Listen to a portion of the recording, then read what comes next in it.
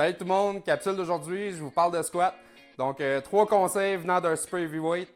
C'est un levé que j'ai vraiment perfectionné au courant des dernières années. Un levé que j'excelle aussi, donc voici mes tips.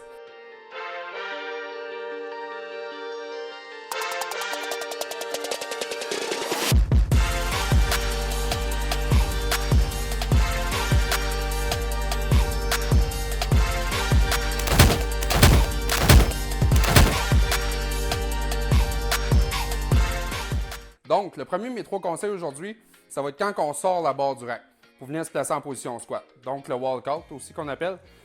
C'est la fameuse méthode que j'appelle le 2 pas, 2 pas et demi. Les gars que je coach la connaissent déjà, donc je vais vous faire un exemple.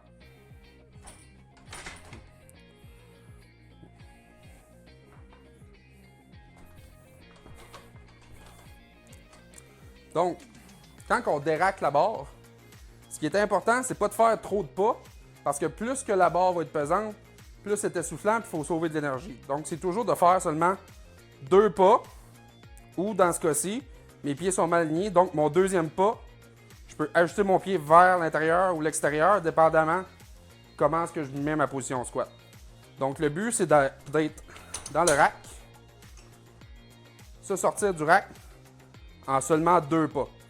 Donc, ça sert à rien de venir squatter ici, puis de prendre 6-7 pas, puis de marcher comme ça, on perd de l'énergie.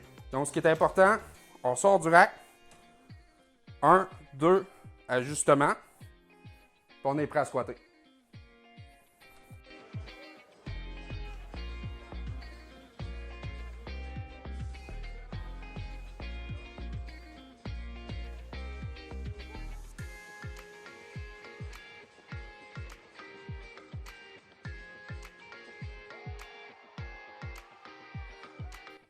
Donc, deuxième conseil, si on veut squatter pesant, c'est d'être très tight.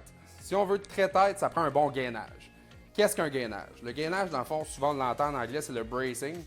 C'est dans le fond l'effet de mettre de l'air dans notre ventre, c'est-à-dire de faire une pression intra-abdominale en allant pousser contre la ceinture avec l'air qu'on rentre.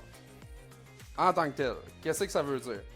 Ça veut dire que si on veut rester stable, c'est pas de serrer notre belt le plus possible en disant plus qu'elle va être serrée, plus que je vais être tête. C'est de mettre la belt à une bonne grandeur pour qu'on est capable d'exercer une pression contre la belt. Donc la belt, c'est pas ça qui fait qu'on est tête. La belt nous aide à nous-mêmes nous garder tête. Donc la façon pour effectuer un bon gainage, j'aime bien la phrase que Louis Simmons avait dit là-dessus, c'est « Show me how fat you are ». Donc montre-moi à quel point que tu es gras. C'est vraiment ça dans le fond, parce que qu'est-ce qu'on veut, c'est d'avoir l'air, premièrement, pas dans notre bouche et dans notre chest, on veut vraiment que l'air descende dans notre ventre. Donc quand on place notre belt, ce qu'on veut vraiment, c'est que l'air